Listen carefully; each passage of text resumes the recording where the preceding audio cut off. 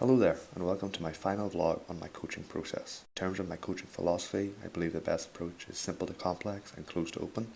Simple to complex means master the fundamentals of movement before adding complexity, and close to open simply means that you develop movement skills in a closed environment before progressing to a chaotic open environment. The athlete completing this session here is a forward in rugby union who's currently rehabbing from a hamstring tear. We are currently regaining speed in a closed environment. The warm-up was planned around Ian Jeffrey's ramp protocol, where I'm able to expose the athlete to common movement patterns at lower intensity and layer on stress with shuffling, accels, decels and sidesteps. This was a longer warm-up in duration, but as the athlete is rehabbing, I'm okay with that.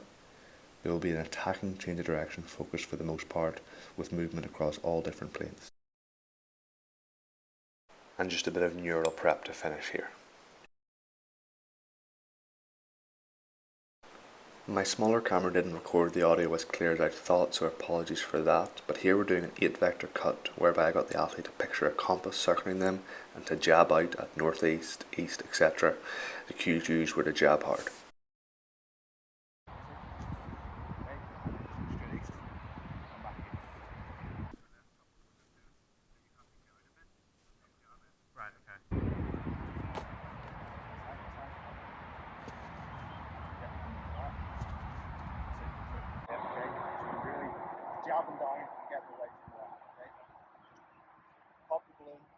For the jab step, as you can hear, the cue was to pop a balloon to just encourage a short ground contact time with high force application.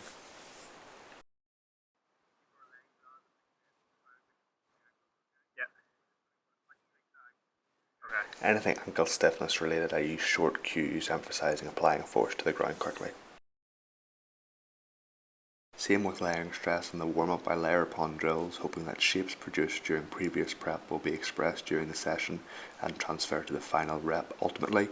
So I keep a similar structure to accel, change of direction, agility sessions with jab to hop to bound to build. The next drill was focusing on reorientating the body in space to straighten. The spin just changes the task before the reorientation.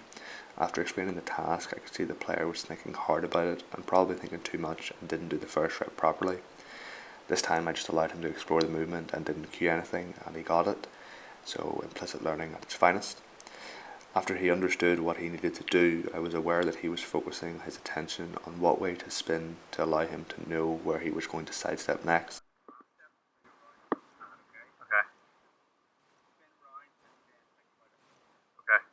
As you can see from that clip, I tried to make him make a late decision on his step, focusing on getting round the post first, hoping that a late decision would increase rate of force development because of a shorter decision time frame.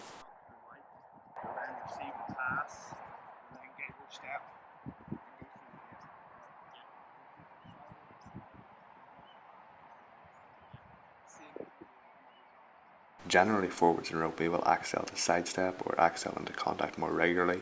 This drill here was just catch to accel to step. The sidestep was constrained and there was a target endpoint. Cues were to cut hard and to accelerate through the gap.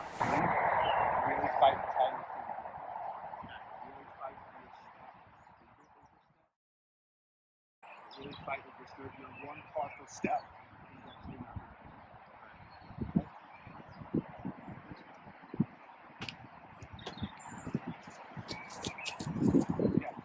You nicked that, but you were perfect in the game. Okay?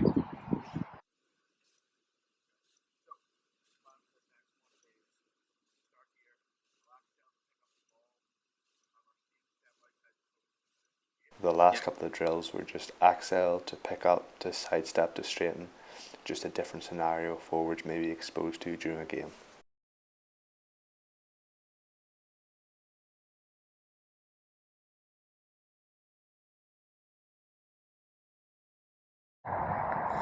Okay. The only thing I'm going to say differently is coming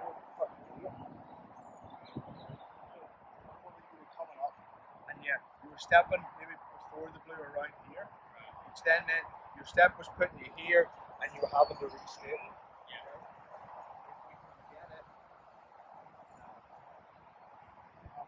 picking the ball and stepping at the second cone. So my step gets me through the codes without even thinking about it. Yeah. You know what I mean? So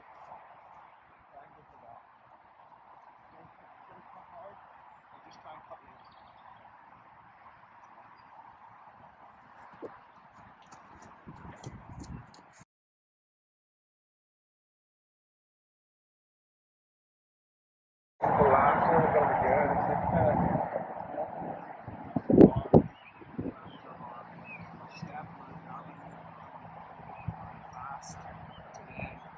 up and the same work we did over there. And then we're going to put ourselves straight into it for the last one.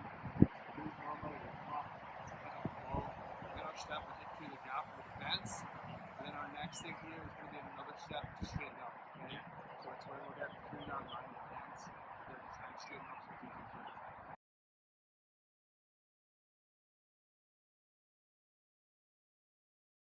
Like here? Yeah, so you're good. You got through the gate well? Yeah. We got our step, we got through the gate, but I want your step here to basically take you outside here, and then you're straight on the outside, okay? Right, yeah.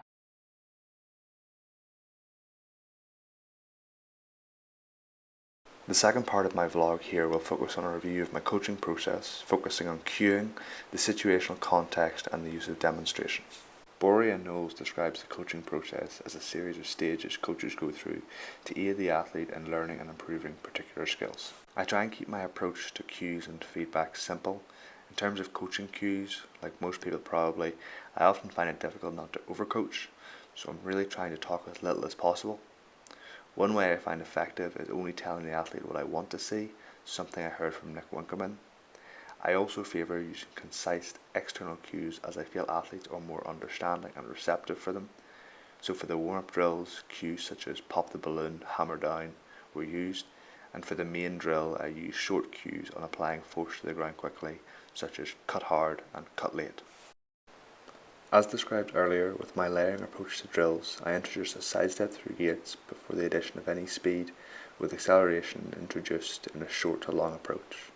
The multiple change of direction reps we're doing is in the hope that we're building tissue capacity in the shapes that we want to see, and as Warren Young described, by doing multiple reps of sidestepping, where the coach can control the loading of the leg, the push-off leg, controlling the speed of the approach and the angle of the cut, the physical capacity can be improved. Something I believed I could have done better in this session with this athlete is the use of context around why these cornerstone drills were being used and where do they happen in rugby. In this first clip here, we can see that the player picks the ball up off the base of the ruck, sidesteps and then accelerates through a gap between defenders. In the second clip, we can see that the player receives the ball standing still.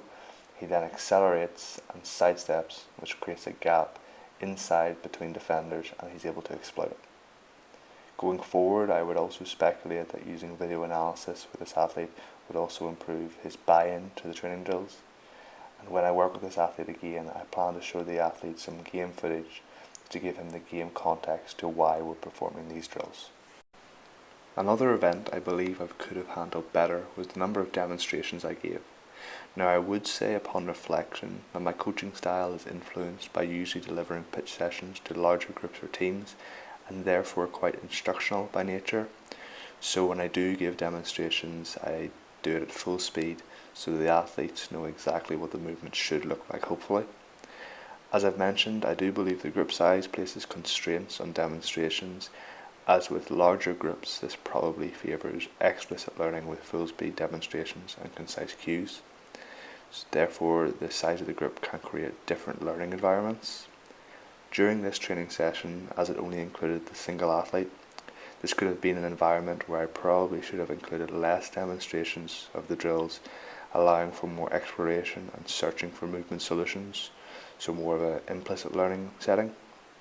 Letting the athlete get a feel for the movement before I intervene, if I need to at all, and then only fix what needs to be fixed. In conclusion, I believe that the athlete performed better at the drills at the end of the session with less trunk sway, more hip separation and a better trunk angle exit. Now whether that be via my coaching style or not, that's ultimately still the goal of the training process. The external cues I used were concise and the athlete responded well to them.